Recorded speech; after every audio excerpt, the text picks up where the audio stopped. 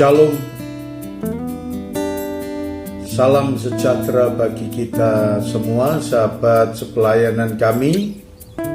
Pada kesempatan ini kita patut bersyukur sebab Tuhan senantiasa memberikan yang terbaik kepada kita, dan saat ini kita boleh merenungkan kebenaran firman Tuhan yang diambil dari kitab Mazmur 37 ayat yang ke-8 dan ayat yang ke-9. Firman Tuhan berkata kepada kita, "Berhentilah marah dan tinggalkanlah panas hati itu.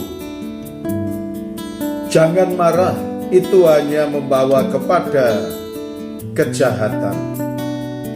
Sebab orang-orang yang berbuat jahat akan dilenyapkan, tetapi orang-orang yang menanti-nantikan Tuhan akan mewarisi negeri." Saudara sekalian yang dikasihi oleh Tuhan, apa yang Tuhan sampaikan kepada kita pada saat ini, Tuhan mengingatkan kepada kita bahwa apa yang Tuhan jelaskan kepada kita, bahwa kemarahan akan berdampak kepada kehidupan kita. Tidak adanya kedamaian, tidak adanya ketenangan, ketentraman, kepuasan di dalam kehidupan kita. Justru amarah atau kemarahan akan memunculkan sifat iri hati yang ada di dalam kehidupan kita, akan membawa saudara dan saya, boleh dikatakan, panas hati kita. Saudara dan saya akan memunculkan emosi. Saudara dan saya tidak akan menikmati ketenangan dan ketentraman. Namun Tuhan berkata kepada kita agar saudara dan saya tidak marah. Bagaimana caranya untuk mengatasi kemarahan?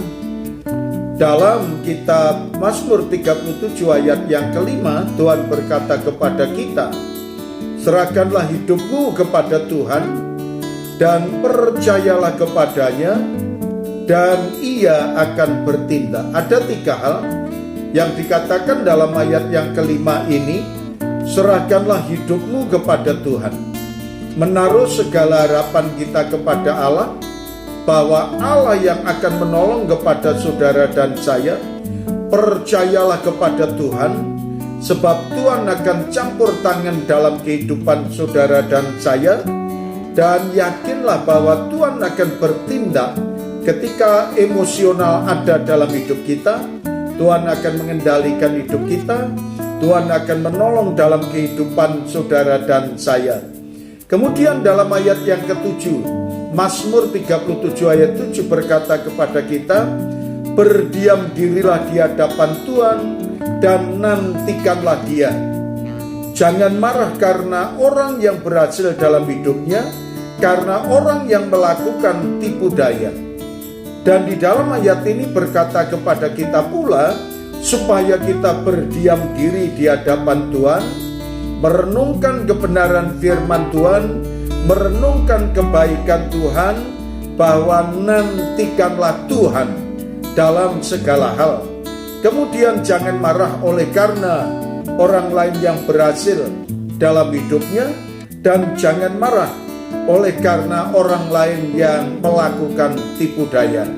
Bersandarlah kepada Tuhan, berhentilah marah, nikmatilah sukacita dan bahagia yang berasal dari Tuhan kita Yesus Kristus. Terima kasih Tuhan. Kami menyerahkan semua pribadi anak-anak-Mu ke tangan kuasa-Mu. Dalam nama Tuhan Yesus kami berdoa. Amin.